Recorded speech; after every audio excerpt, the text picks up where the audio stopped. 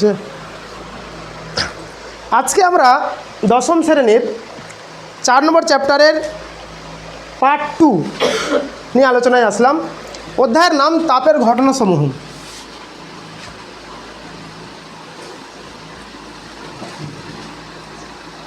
তাপের ঘটনাসমূহ পার্ট 2। এর আগের দিন আমরা দ্বিতীয় পাঠ পড়েছি এবং তাপের ঘটনার কিছু দৃষ্টান্ত, কিছু ব্যবহার, কিছু প্রয়োগ আমরা জেনেছি। আজকে আমরা জানবো এই তাপের ঘটনায় এই যে পদার্থ, কঠিন পদার্থের আমরা জানি 3টে অবস্থা, না কঠিন পদার্থ, তরল পদার্থ এবং গ্যাসীয় পদার্থ, বা কঠিন অবস্থা, তরল অবস্থা এবং গ্যাসীয় অবস্থা। ঠিক আছে?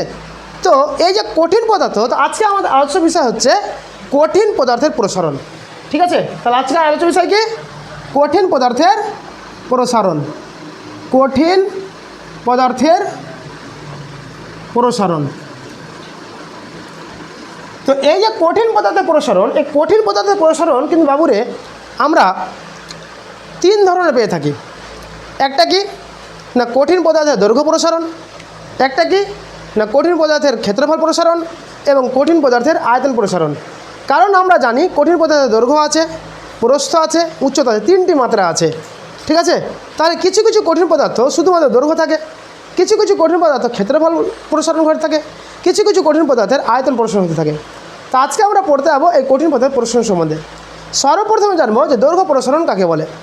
তো এক খুবই সহজ সিম্পল সংজ্ঞা, যে কোনো বস্তুর উপর তাপ প্রয়োগ করলে বস্তুর যদি শুধু দৈর্ঘ্য বরাবর প্রসারিত হয় তাহলে সেই প্রসারণকে বলা হয় কঠিন পদার্থের দৈর্ঘ্যের প্রসারণ।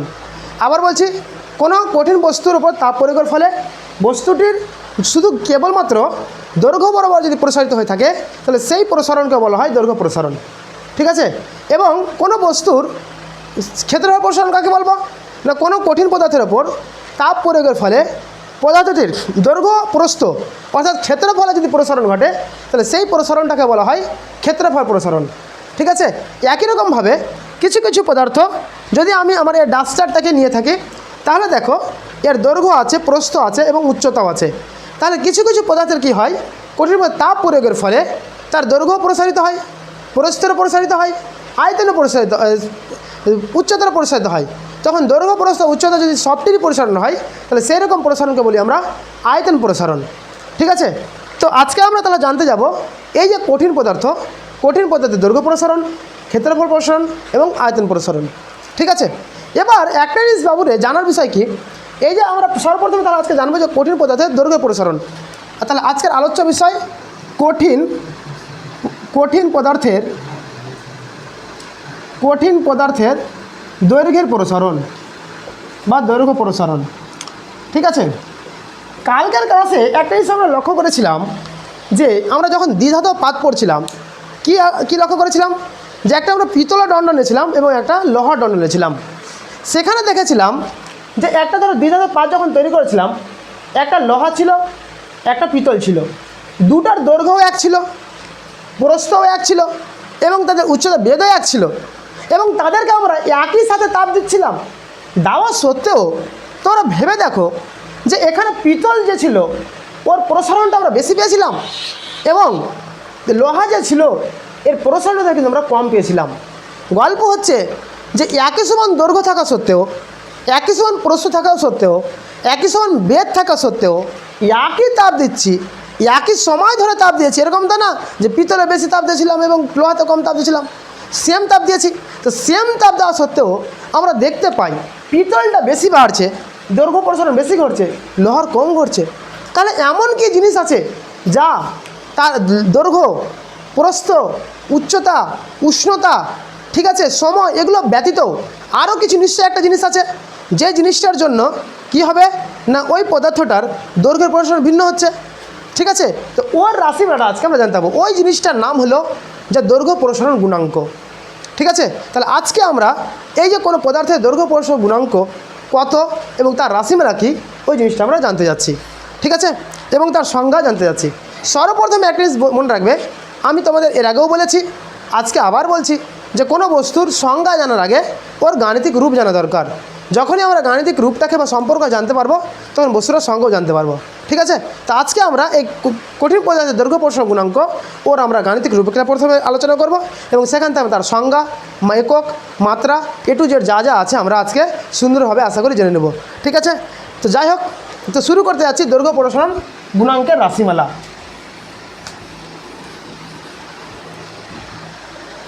তাহলে কঠিনের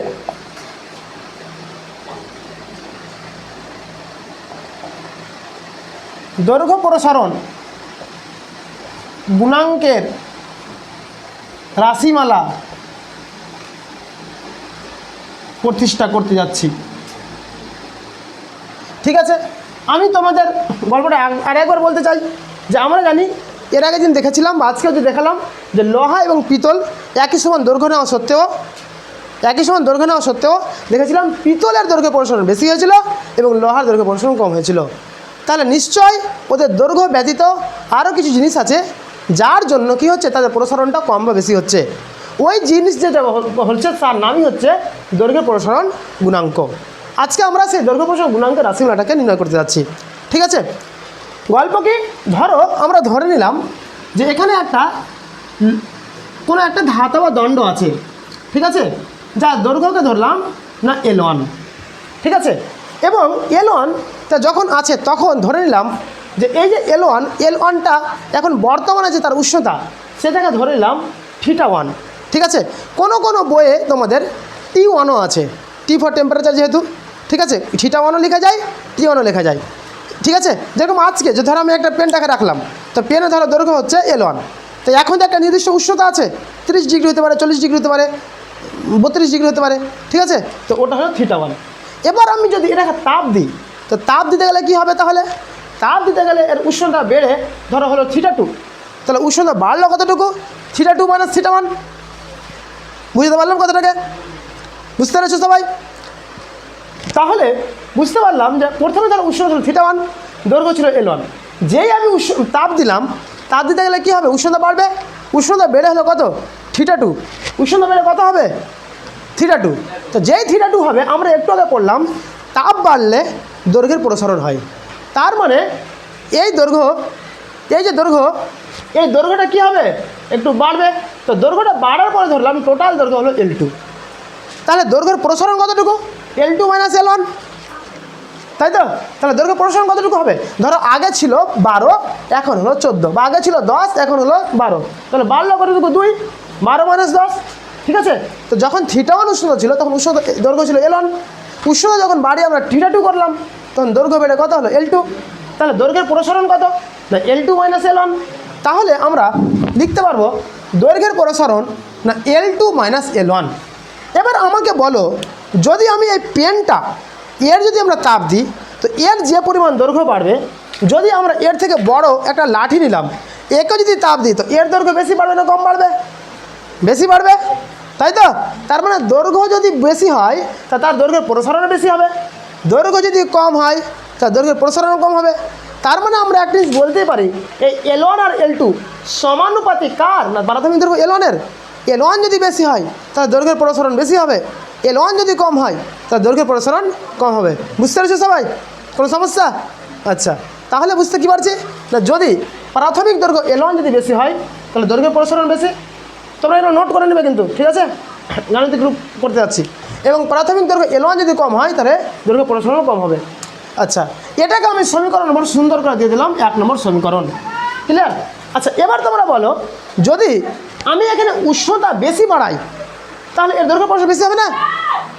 হ্যাঁ, আর উষ্ণতা কম দিই তো কম প্রসারণ ঘটবে। তার মানে আমরা বুঝতে পারলাম যে উষ্ণতার পরিবর্তন যদি বেশি হয় তাহলে দৈর্ঘ্যের প্রসারণ বেশি হবে, উষ্ণতার পরিবর্তন যদি কম হয় তাহলে দৈর্ঘ্যের প্রসারণ কম হবে।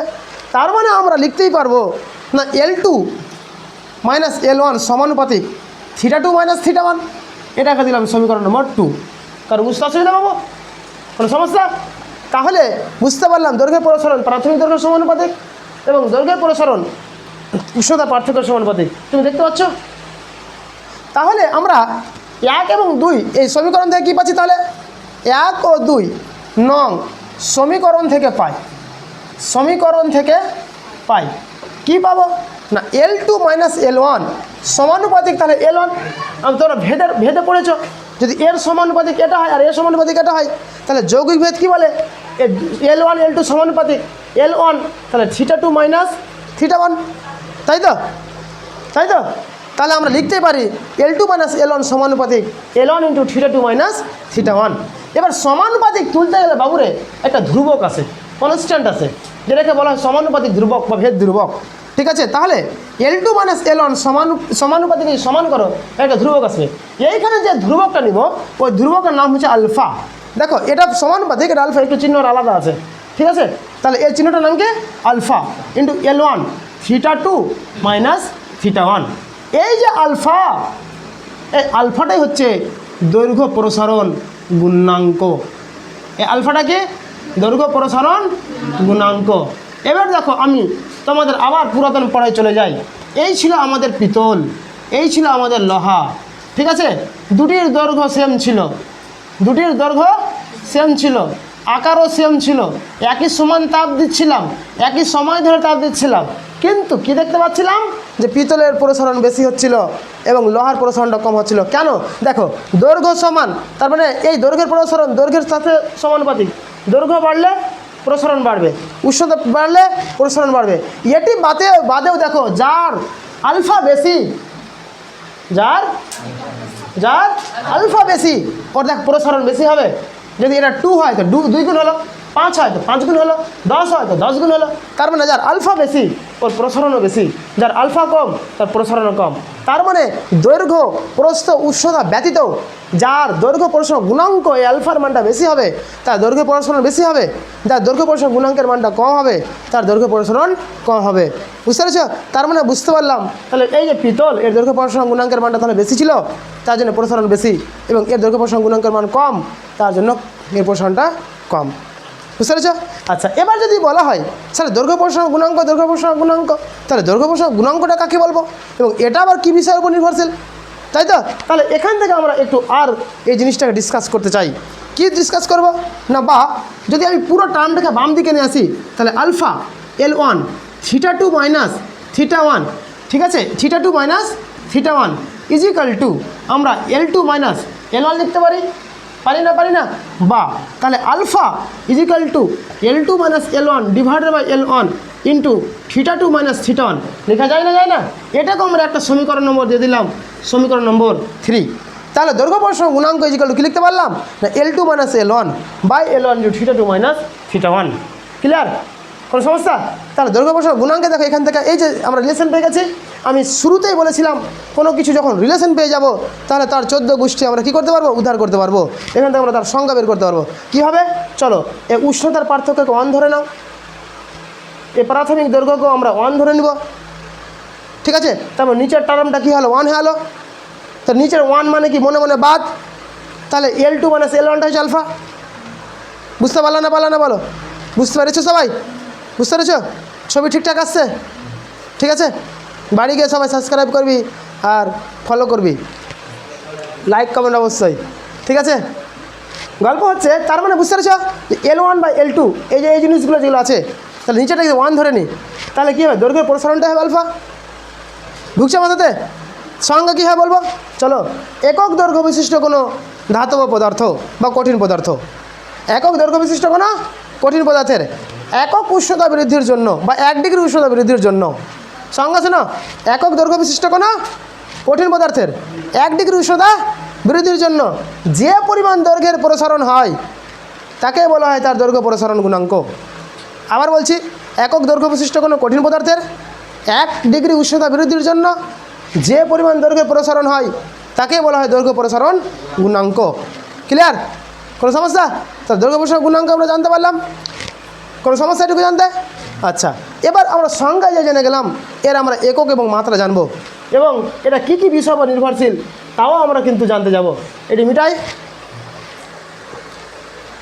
টুকার আছে, টুকবে, সময় দেবো, থামো একটু আর আমি করে নিই। গল্প দেখো, এই যে দেখো আলফা ইজিক্যাল টু, তাহলে সংজ্ঞা পেয়ে গেছো এখান থেকে। দৈর্ঘ্য প্রসারণ গুণাঙ্ক কাকে বলে? দৈর্ঘ্যের প্রসারণ সংজ্ঞা প্রথমে বলেছিলাম, গুণাঙ্কটা এখন বললাম। প্রসারণটা কী বলেছিলাম? যখন কোনো কঠিন পদার্থে তাপ দেওয়ার ফলে যদি তার দৈর্ঘ্য বরাবর বৃদ্ধি ঘটে তাহলে তাকে বলা হয় দৈর্ঘ্য প্রসারণ। দৈর্ঘ্য প্রসারণ গুণাঙ্ক কাকে বলবো? একক দৈর্ঘ্য বিশিষ্ট কোনো কঠিন পদার্থের 1 ডিগ্রি উষ্ণতা বৃদ্ধির জন্য যে পরিমাণ দৈর্ঘ্যের প্রসারণ ঘটে তাকে বলা হয় তার দৈর্ঘ্য প্রসারণ গুণাঙ্ক। যার দৈর্ঘ্য প্রসারণ গুণাঙ্কের মান বেশি তার দৈর্ঘ্যের প্রসারণ বেশি হবে, যার দৈর্ঘ্য প্রসারণ গুণাঙ্কের মান কম তার দৈর্ঘ্যের প্রসারণ কম হবে। এবার এর যদি আমরা সিজিএস একক জানি CGS তাহলে কি হবে?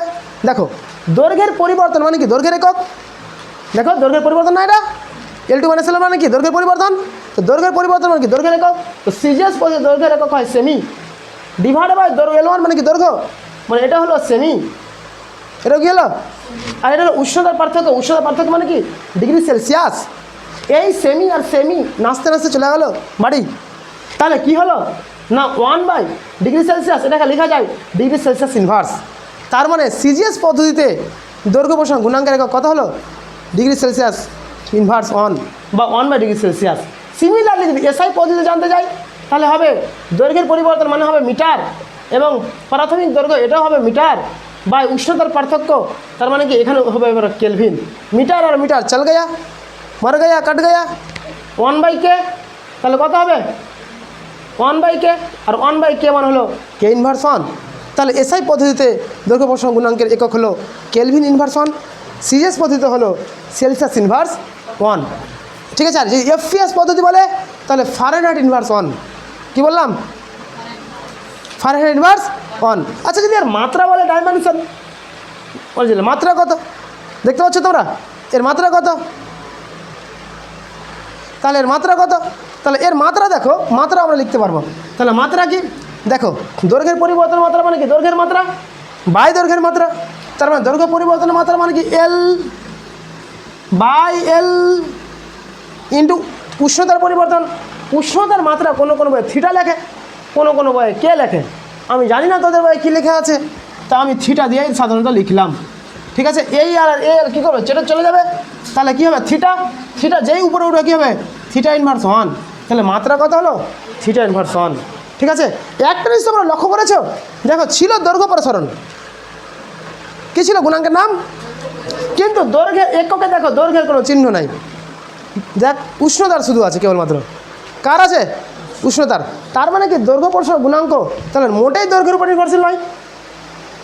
দৈর্ঘ্য উপর নির্ভরশীল কি? তাহলে দৈর্ঘ্য প্রসারণ কার উপর নির্ভরশীল? তাহলে দৈর্ঘ্য প্রসারণ গুণাঙ্ক হচ্ছে কেবলমাত্র তার উপাদানের উপরে নির্ভরশীল। কার উপর নির্ভরশীল? উপাদান, চাপ, ঠিক আছে, এই সমস্ত জিনিসের উপর নির্ভরশীল। তার দৈর্ঘ্য প্রসারণ গুণাঙ্ক তার আকার আকৃতি বা দৈর্ঘ্যের উপর নির্ভরশীল নয়। ঠিক আছে। একটা কোশ্চেন হতেই পারে এরকম যে দৈর্ঘ্য প্রসারণ গুণাঙ্কের সিজিএস ও এসআই একক লেখো, লিখে দিলা। এরকমও কোশ্চেন হতে পারে, দেখাও যে দৈর্ঘ্য প্রসারণ গুণাঙ্কের একক দৈর্ঘ্যের উপর নির্ভরশীল নয়, কেবলমাত্র উষ্ণতার উপরে নির্ভরশীল। তাহলে আমাকে এইটুকু করে দেখাতে হবে, দেখো কেবলমাত্র উষ্ণতার উপরে নির্ভরশীল আছে, দৈর্ঘ্যের উপর নির্ভরশীল নয়। ঠিক আছে। দেখো একটা তো দেখতে পাচ্ছ না মাত্রা নির্ভরশীল আছে, না উষ্ণতা, না একক নির্ভরশীল আছে। তার মানে বুঝতে পারলাম দৈর্ঘ্য প্রসারণ গুণাঙ্কের একক কেবলমাত্র দৈর্ঘ্যের উপর নির্ভরশীল, দৈর্ঘ্যের উপর নির্ভরশীল না হয়ে কেবলমাত্র কার উপর নির্ভরশীল? উষ্ণতার উপরে নির্ভরশীল। কোনো সমস্যা এটুকু? তাহলে গুণাঙ্কের মান জানতে পারলাম, সংজ্ঞা জানতে পারলাম, কোনো সমস্যা? থ্যাংক ইউ, আজকে এই পর্যন্তই।